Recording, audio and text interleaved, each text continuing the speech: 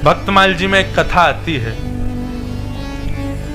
एक राजा हुए, उन राजा का नाम था चंद्रपाल। क्या नाम था? जोर से बोलो।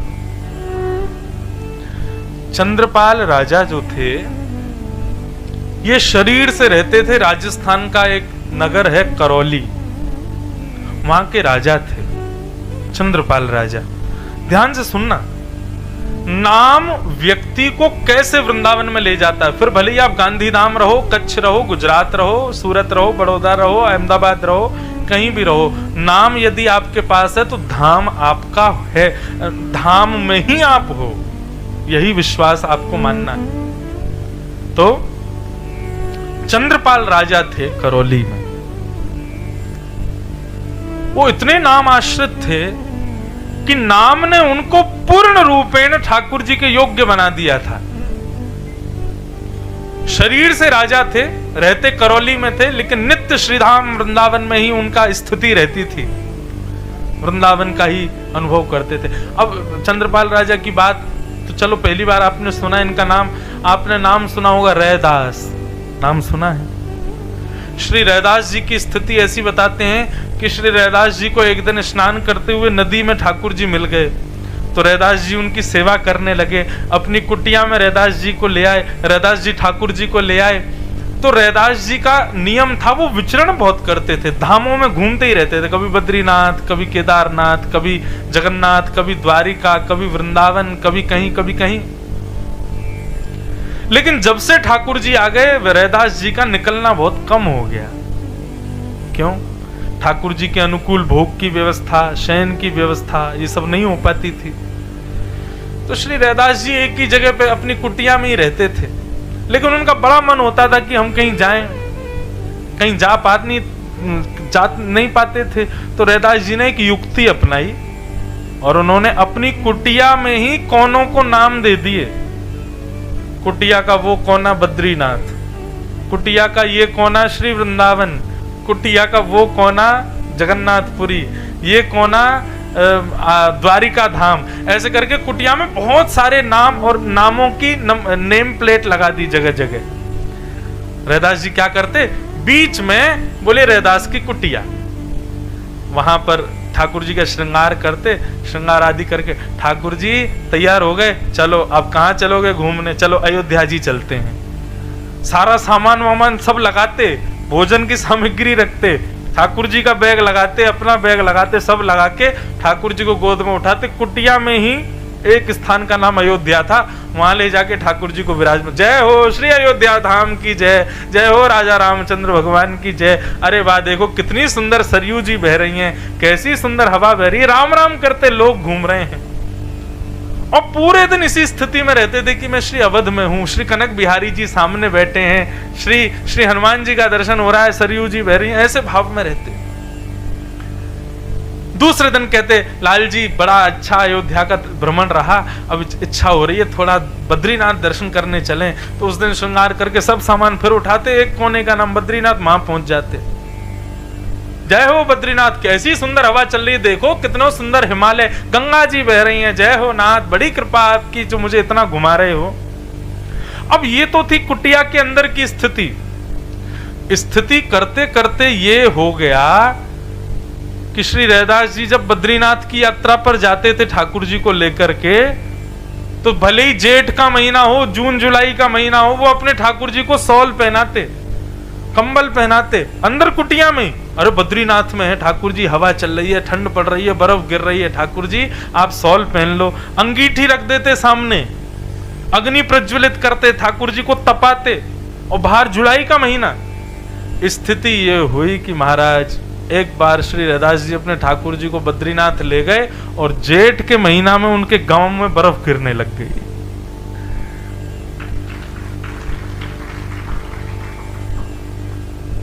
धीरे धीरे गांव वालों को भी पता चल गया, यदि सर्दी के महीने में लू चलने लग जाती तो समझ जाते जरूर आज रैदास अपने ठाकुर जी को दक्षिण ले गया होगा, इसलिए गर्म हवा चल रही है।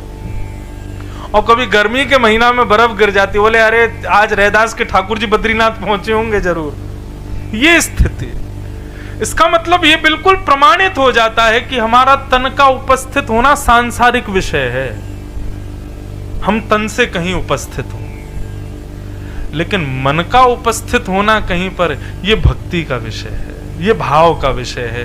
और वृंदावन तन की प्रेजेंस मांगता ही नहीं है, वहां तो मन का ही प्रेजेंट होना जरूरी है। तो चंद्रपाल राजा भले करौली में रहते थे, लेकिन मन ऐसा था उनका कि वो सदैव वृंदावन का स्मरण करते थे। अष्ट सखा हमारे, मैं अष्ट सखाओं का ज्यादा गायन करता हूं कथाओं में भी, तो हमारे अष्ट सखा कहते हैं कि भैया तुम ठाकुर जी को अपना लो, कोई बड़ी बात नहीं है, ठाकुर जी तुमको अपना में ये बड़ी बात है। ठाकुर जी को तो सब अपनाते हैं, चोर भी कह के जाता है, हे द्वारिकाधीश कृपा करना कि मालिक सो रहा हो गहरी नींद में ताकि मैं चोरी कर लूं। चोर भी द्वारिकाधीश से प्रार्थना कर रहा है, तो इसका मतलब यह है कि चोर भी ठाकुर जी को स्वीकार कर रहा है। लेकिन बड़ी बात यह नहीं है कि हम ठाकुर जी को स्वीकार करें, बड़ी बात यह कि उन्होंने हमें स्वीकार किया कि नहीं। तो अष्ट सखा गाते हैं एक बात कि भगवान हमको स्वीकार करते हैं, इस बात का प्रमाण क्या है। और तब अष्ट सखाओं में एक सखा कहते हैं, जब अपनों करी जाने गिरधर, जब अपनों करी जाने गिरधर, जब अपनों करी जाने गिरधर, जब अपनों करी जाने गिरधर। ठाकुर जी हमको अपना कब बनाते हैं? मुझे ये पद बड़ा प्रिय, मैं लगभग कथाओं में गाता हूं और लोगों से कहता हूं भैया इस भाव को सुनकर के स्वीकार करो कि ठाकुर जी कब अपनाते हैं। जब अपनों करी जाने गिरधर, जब अपनों करी जाने गिरधर। कब? ठाकुर जी जिसको स्वीकार करेंगे उसकी स्थिति का यहां पर वर्णन किया जा रहा है। ताको मन भक्तन की सेवा, ताको मन भक्तन की सेवा, ताको मन भक्तन की सेवा, ताको मन भक्तन की सेवा। हरि जन संगे हरि उर आने, हरि जन संगे हरि उर आवे। बंधुओं, जैसे कोई फिल्म स्टार हमको दिख जाता है तो हम लोग बावले हो जाते हैं, होता है ना। कई बार हम देखते हैं एयरपोर्ट्स पर, रेलवे स्टेशन पर कोई फिल्म स्टार जा रहा हो, कोई क्रिकेट स्टार जा रहा हो, कोई बहुत बड़ा नामी एंटरटेनर जा रहा हो, तो लोग उसके पीछे भागते हैं। कोई सेल्फी ले रहा है, कोई ऑटोग्राफ ले रहा है, कोई पीछे पीछे। ये पूर्ण संसारी का लक्षण दिखता है। लेकिन जैसे ही कोई संत दिखे, जैसे कोई वैष्णव दिखे, कोई तिलकधारी दिखे, कोई गले में माला पहना, कोई वैष्णव रूप का दिखे, आप बावले से हो जाओ उसको प्रणाम करने। आप भले ही उसको नहीं जानते, लेकिन उसके रूप को देख करके, उसके भेष को देख करके, उसके भाव को, उसके माथे का तिलक देख के, उसकी धोती देख के आपके मन में हो जरूर द्वारिका से, वृंदावन से, अयोध्या से इनका कोई संबंध है। आप तुरंत जाके उसको प्रणाम करो, भले ही वो आपका अपरिचित है। ये एक वैष्णव का लक्षण है। और वैष्णव का भी नहीं, ये ठाकुर जी ने तुमको स्वीकार किया, ये उस बात का प्रमाण है कि तुमको उनको देख करके प्रणाम करने की इच्छा हुई। अभी आप थे हमारे साथ अहमदाबाद में, अभी अहमदाबाद हम लोग उतरे उस दिन परसों रात्रि को, तो सत्य में एक अपरिचित खड़े थे सामने, धोती पहनी हुई थी उन्होंने, तिलक लगा रखा था। मैं कोई अपनी प्रशंसा नहीं कर रहा, लेकिन एक बात बता रहा हूं, उन्होंने 3 बार मेरे से नजर हटाई, ऐसे ऊपर से नीचे देख के ऐसे हो गए। फिर ऐसे देखें, फिर ऐसे हो जाए। लेकिन मैं जबरदस्ती उनके पास गया और मैंने कहा जय श्री कृष्ण। बोले जी जय श्री कृष्ण, जय श्री कृष्ण। अब हम आगे चले गए, ये सब बोले आप जानते थे इनको? मैंने कहा नहीं तो। बोले फिर आपने प्रणाम क्यों किया? मैंने कहा तिलक लगा रखा था, धोती पहनी हुई थी, इसलिए प्रणाम किया। अब मैंने कहा पीछे मुड़ के देखो, वो मुझे को देख रहा होगा, वो मुझे ही देख रहे थे। मैंने कहा वो रास्ते भर सोचेगा कि अपरिचित था, फिर भी ये मेरे को जय श्री कृष्ण बोल के गया। आगे से उनको कोई ऐसा मिलेगा तो वो भी जय श्री कृष्ण बोलेंगे अपनी तरफ से। यही तो प्रमाण है कि ठाकुर जी ने तुमको स्वीकार किया। और मैं तो डंके की चोट पर बोलूं, मुझे नाथ ने स्वीकार किया है। मैं उनको स्वीकार करूं ये नहीं, वो भी मुझे कर चुके हैं। मैं योग्य नहीं हूं उसके।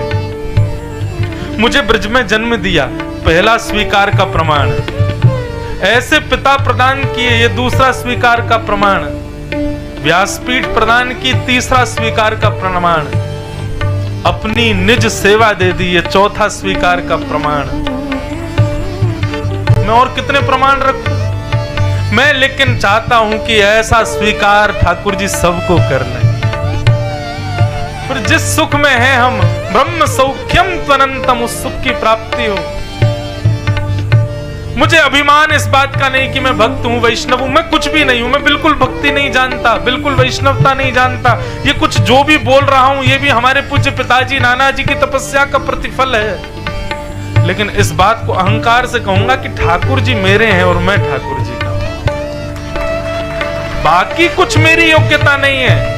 आप मुझे प्रणाम करो, मुझे देख के वंदन करो, मुझे माला पहनाओ, ये सब योग्यता मेरे पिताजी की वजह से है। मुझे उनकी तपस्या है। मेरे अंदर केवल और केवल मेरे ठाकुर जी मेरे हैं और मैं उनका हूं। कई बार तो मैं श्रृंगार भी, अब आजकल बालक सीख गए तो मैं कम ही करता हूं, लेकिन फिर भी मेरे को यह है कि ये है तो मेरा ही। चाहे कोई भी श्रृंगार करे, कोई भी भोग लगाए, रहेंगे तो मेरे ही, मेरे साथ ही। ये स्वीकार्यकरण, यही तो हमें चाहिए। ये भक्ति का पथ क्यों है? ताकि ठाकुर जी हमें स्वीकार करें। दुनिया ठाकुर जी को स्वीकार करती है, लेकिन विशेषता तब आवे जब ठाकुर जी हमको स्वीकार करें।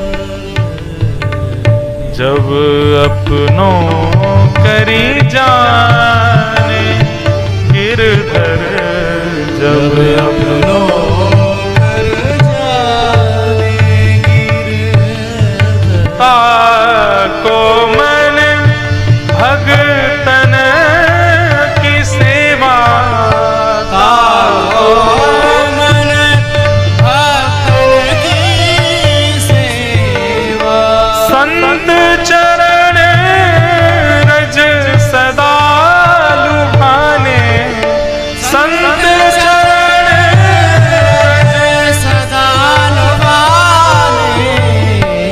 अब तुलसीदास जी को आप सब जानते हो। तुलसीदास जी को ठाकुर जी ने स्वीकार किया कि नहीं, बताओ? किया ना। और इस बात का प्रमाण हनुमान चालीसा में गोस्वामी जी कहते हैं, श्री गुरु चरण सरोज रज निजमन मुकुर सुधार, वर्णो रघुवर विमल यश जो दायक फल चार, बुद्धिहीन तनु जान के सुमिरो पवन कुमार, बल बुद्धि विद्या देव मोहे हरऊं कलेश विकार। श्री गोस्वामी जी वहीं प्रस्तुत कर देते हैं, मेरी योग्यता नहीं कि मैं रघुनाथ जी का चरित्र लिख सकूं। तो ये योग्यता कैसे मिली? बोले श्री गुरु चरण सरोज रज। और वही बात यहां पर अष्ट सखा कह रहे हैं, संत चरण रज सदा लुभाने, संत चरण रज सदा लुभाने, जब अपनों करी जाने गिरधर, जब अपनों कर जाने गिरधर, जब अपनों करे जाने गिरधर, जब अपनों कर जाने। ठाकुर जी जब हमको स्वीकार करते हैं तो वैष्णवों को देख करके वो स्थिति होती है जो संसारी लोगों को किसी फिल्म स्टार को देख के हो जाती है, बल्कि वो तो स्थिति केवल इसलिए कि इसके पास हम चले जाएं, थोड़ा फोटो खिंचाएं, तब दुनिया को दिखाएं, ये स्थिति भी एक संसारी है। लेकिन वैष्णव की स्थिति एक दूसरे वैष्णव को देख करके ऐसी हो जाती है कि बस ये मेरे सामने बैठे रहे, कुछ हरि चर्चा सुना दें, मैं आनंदित हो जाऊं, मंत्रमुग्ध हो जाऊं, ऐसी कृपा मुझ पर हो जाए। आइंदा कभी रेलवे स्टेशन पर, कभी एयरपोर्ट पर, कभी बस में, कभी गाड़ी में, अहमदाबाद में, बड़ोदरा में, दिल्ली में, अमेरिका में, कहीं भी कोई वैष्णव दिखे ना, भले ही अपरिचित हो। वैष्णव किसे कहते हैं? जिसके माथे के तिलक को देख करके, जिसकी शिखा को देख करके, जिसके भेष को देख करके लगे कि ठाकुर जी का है। कोई भी एक चिन्ह वैष्णव का उसके अंदर हो, अपनी तरफ से उसको प्रणाम करना, बिल्कुल विचार मत करना कि क्या सोचेगा। और एक और बात, कहीं वो नहीं कि प्रणाम करके उसका परिचय भी पूछने लग जाओ, आप कौन हो, कहां से हो, परिचय भी मत पूछो, बस वो ठाकुर जी का, इससे ज्यादा क्या चाहिए आपको जानना, कहां से है, कौन है, क्या है। उसने तिलक लगाया है, उसका स्वरूप वैष्णव का है, आप अपनी तरफ से प्रणाम करो।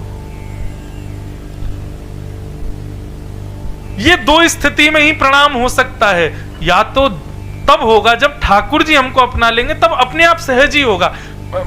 वाल्मीकि रामायण में वर्णन आता है कि विभीषण जी अपने स्थान पर बैठे, कमरे में बैठे ठाकुर जी का यजन कर रहे थे, हनुमान जी रूप बदल के घूम रहे थे। जैसे ही हनुमान जी विभीषण के यहां पहुंचे तो कहते हैं कि विभीषण जी एकटक हनुमान जी को देखने लगे और देखते रह गए, और थोड़ी देर में हनुमान जी रूप बदल के आए हैं, ब्राह्मण का रूप धारण करके आए, लेकिन विभीषण उनके पास जाता है, उनके चरण छू लेता है। हनुमान जी थोड़े पीछे हुए, बोले आप हमें प्रणाम क्यों कर रहे हो, आप तो राम भक्त हो, राम भक्त के अलावा किसी को प्रणाम नहीं करते हो, आप हमको वंदन क्यों कर रहे हो। तो विभीषण जी कहते हैं पता नहीं आप कौन हो, लेकिन जब से आप आए हो ना, तब से आपको देख के पता नहीं मेरे को राम जी को और पाने की इच्छा हो रही है। मेरा मन कर रहा है मैं उनका और भजन कर लूं, मैं उनका और सेवा कर लूं, मैं उनकी और वंदना कर लूं। आप जब से आए हो तब से औरा ऐसा हो गया है मेरे स्थान का, मुझे ऐसा लग रहा है कि मैं जितना भजन करता हूं उससे दुगना कर लूं अभी। तो निश्चित ही आप कोई हरि भक्त ही हो, इसलिए मैं प्रणाम कर रहा हूं। हनुमान जी प्रकट हो गए अपने रूप, वह धन्य है विभीषण। भक्त का परिचय भाव से है, उसके वचनों से है, लेकिन प्रथम परिचय उसके स्वरूप से भी है।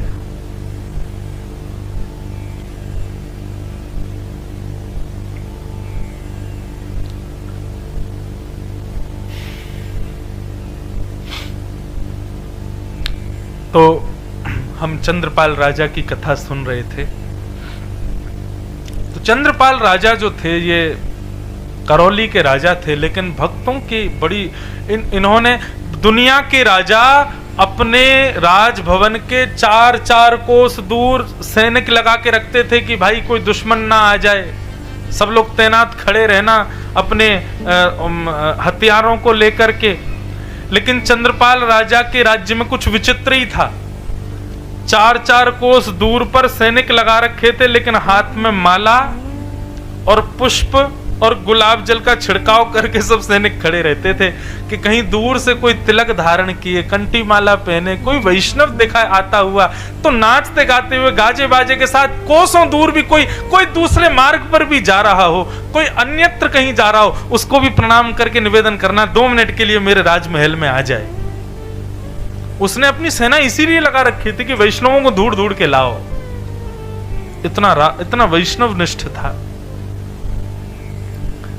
और महाराज स्थिति इतनी नहीं, कोई भी बेचारा कोई साधारण सा ही तिलक लगा के चला जाता था और राजा के महल के बाहर से कहीं से निकल जाता 4 कोस दूर से, तो सैनिक उसके हाथ जोड़ते, पांव पूछते, माला पहनाते, गुलाब जल का छिड़काव करते, बोले हमारे राजा की आज्ञा है। कोई भी वैष्णव दिखे प्रार्थना करना, वो रुचि हो उनको तो उनको ले आना, नहीं हो तो कोई बात नहीं, आप चलिए ना, हमारे राजा का भाग्य उदय होगा, आप जाएंगे तो वैष्णव बोलते अरे वाह भाई, ऐसा वैष्णव निष्ठ राजा, इसके तो दर्शन करने चाहिए। महाराज मानो जैसे 365 दिन व्यवस्था उसके यहाँ ऐसी, जैसे आज आपने यहाँ स्वागत की व्यवस्था की, ढोल नगाड़े बज रहे, पुष्प बज रहे, तो ये 4 दिन की व्यवस्था है, लेकिन राजा के यहाँ ऐसी 365 दिन रहती थी। सारे सैनिक नए कपड़े पहनेंगे, सारे गांववासी सब नए कपड़े पहनेंगे, और सबके यहाँ तैयारी रहेगी कि कोई वैष्णव आए तो सब पुष्प वर्षण करोगे, सब जय श्री कृष्ण बोलोगे, सब उनका कीर्तन करोगे, सब दक्षिणा प्रदान करोगे। ऐसा राजा। श्री नाभा जी ने भक्तमाल में राजा चंद्रपाल का इतना यश गाया, बोले ऐसा वैष्णव निष्ठ राजा हमने देखा नहीं।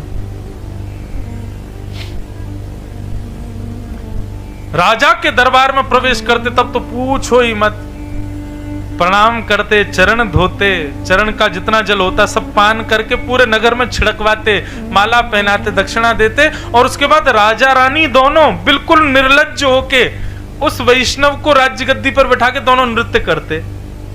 क्यों? बोले आज हमारे घर हरि का प्यारा आया है, आज के दिवस की मैं जाऊं बलिहारा, मेरे घर आया राजा राम जी का प्यारा।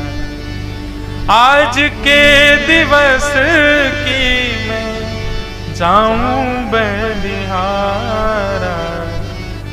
मेरे घर आया प्यारे कृष्ण जी का प्यारा। राजा रानी दोनों नृत्य करते, और इतना ही नहीं, जब वो वैष्णव भोजन आदि प्राप्त करके जाने लगते तो राजा रानी बिलक बिलक के रोते कि आप दोबारा कब आओगे। उनके इस प्रेम भाव को देख करके वैष्णव जन मुरीद हो जाते, सदा के लिए उनके नगर में ही रह जाते। स्थिति ये हो गई थी कि राजा के यहाँ पर सैनिक के नाम ही सैनिक होता था, लेकिन वो परम भागवत परम वैष्णव होते थे। ऐसा राजा। चंद्रपाल राजा के इस भाव की चर्चा दसों दिशाओं में होने लगी। एक राजा ने जब ये चर्चा सुनी तो उसने कहा, बोले ये सब तो बेकार की बात है, यहाँ तो पात्र कुपात्र का विचार ही नहीं किया जाता है। अरे किसी के भी पांव में पड़ जाना ये कोई सही बात है? कम से कम देखना चाहिए पात्र है कि नहीं। अरे सीता जी का हरण इसीलिए तो हो गया था क्योंकि रावण संत का वेश धारण करके आ गया था। ऐसा नहीं होना चाहिए, पात्र कुपात्र का विचार करना चाहिए। और उस राजा ने क्या किया, एक साधारण से व्यक्ति को कहा कि तुम जाओ और सुनो तिलक माला पहन के जाना, और देखते हैं क्या होता है। एक बिल्कुल विचित्र, बिल्कुल भगवत विहीन व्यक्ति को राजा ने भेज दिया, और तिलक और माला डालना भूल गया, ऐसे प्रवेश कर गया राजा के यहाँ। सैनिकों ने प्रवेश नहीं करने दिया, हाथ जोड़ के कहा, बोले महाराज हमारे नगर में सबका आगमन है, लेकिन वही आ सकते हैं जो वैष्णव है, आप वैष्णव नहीं है। भूल गया बेचारा, लौट के गया तो तिलक और माला धारण करके आया। अब सैनिक इतने भोले, वो जानते हैं कि अब ये भी आया था, बिना तिलक और बिना माला के आया था, ये वैष्णव है नहीं है, लेकिन अब ये जबरदस्ती तिलक माला अंदर डाल प्रवेश के लिए डाल के आया, तो भी सैनिकों ने रोका नहीं। हाँ अब ठीक है, अब आप जा सकते, जबकि वो अनधिकारी था। राजा के यहाँ जैसे उसने प्रवेश किया, प्रवेश करके राजा समझ गए कि वैष्णव नहीं है, लेकिन भेष वैष्णव का है, फिर भी माला पहनाई, चरण धोए, और वही नृत्य करना, आनंद करना, सब कुछ किया। और राजा एक और काम करता था, दक्षिणा अपने आप नहीं देता था, अपने तहखाने में ले जाता, कहता जो आपको चाहिए ले जाओ। वो तो साधारण भगवत विहीन व्यक्ति था, उसने खूब सारे धन उठा लिए। राजा बोला मैंने आज तक अपनी तरफ से दक्षिणा किसी को नहीं दी, लेकिन आपको दूंगा। तो एक डिब्बी में रेशम कपड़े में फूटी कौड़ी रख करके उसको दे और दी। बोले आपको जिसने भेजा उनको मेरी तरफ से दे देना।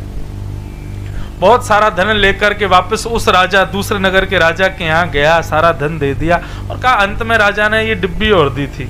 डिब्बी खोल करके देखा, फूटी कौड़ी देख करके राजा तिलमिला गया, बोले ये क्या है। तो उनके यहाँ एक ब्राह्मण देवता रहते थे, उन्होंने कहा, बोले महाराज राजा ने आपको सारी संपत्ति इसलिए दी क्योंकि आपने एक अनधिकारी को भी वैष्णव भेष दिया, तिलक और माला पहना दी एक अनधिकारी को भी, उसके लिए तो राजा ने आपको संपत्ति दी, लेकिन आपने एक दूसरे वैष्णव को परखने का प्रयास किया, परीक्षा का प्रयास किया, उसके लिए राजा ने आपको फूटी कौड़ी प्रदान की। राजा और तिलमिला गया। उसने कहा, बोले अच्छा, बोले अब की बार एक काम करो, अब तो अनधिकारी गया था, अब अधिकारी को भेजूंगा, आप जाइए। ब्राह्मण से कहा आप जाओ उसके। ब्राह्मण तो बड़ा भक्त था, भगवत भक्त था। ब्राह्मण चला गया। ब्राह्मण गए तो महाराज वही स्वागत सत्कार किया। अब ब्राह्मण कथावक्ता भी था, तो राजा जब नृत्य करने लगा, नृत्य करके प्रणाम किया, तो ब्राह्मण ने कहा बैठो राजन, मैं कुछ सुनाता हूं। तो ऐसी चर्चा सुनाई महाराज, राजा भाव विह्वल हो गए, चरण पकड़ लिए, बोले मेरे यहाँ जो आता है सब प्रणाम करके आनंद करके सब चले जाते, मैं आपको जाने नहीं दूंगा। महीनों तक उस ब्राह्मण को जाने नहीं दिया। महीनों बाद जब वो ब्राह्मण जाने लगा, तो राजा ने वही कहा, महाराज दक्षिणा जो आपका मन करे ले लो। तो वहां तो तोता और मैना बैठे थे। उन्होंने कहा ये आपके यहाँ जो तोता मैना के जोड़ा है, इनमें से एक मुझे दे दो। तो मैना उसको दे दिया, और वो ब्राह्मण मैना लेकर के दूसरे राजा के यहां गए। बोले बड़े दिन में आए हो, बताइए कैसा था राज दरबार। बोले कि अब मैं नहीं बताऊंगा, ये मैना बताएगा। तोता का स्वभाव होता है बोलना। तो जैसे ही प्रवेश किया तो वहां सब लोग सांसारी चर्चाएं कर रहे थे, संसार की चर्चाएं, ये सुंदर, ये कुरूप, इसने क्या पहना, उसने क्या पहना, इसने कितना कमाया, उसने कितना कमाया, इसका घर कैसा, उसका घर कैसा। राजा की सभा में सब यही सब चर्चा कर रहे थे। अब मैना डांट के बोले, अरे पापियों, कृष्ण कहो, राधा कहो, भगवत नाम कहो, क्या संसारी चर्चाएं करते हो। तो जब राजा ने पूछा कि उसकी सभा का महिमा बताओ, बोले कि मैं ब्राह्मण क्या महिमा बताऊं, ये जीव बताएगा। बोले जीव भी जानता है कि सांसारी चर्चा करना पाप है, भगवत नाम कहो।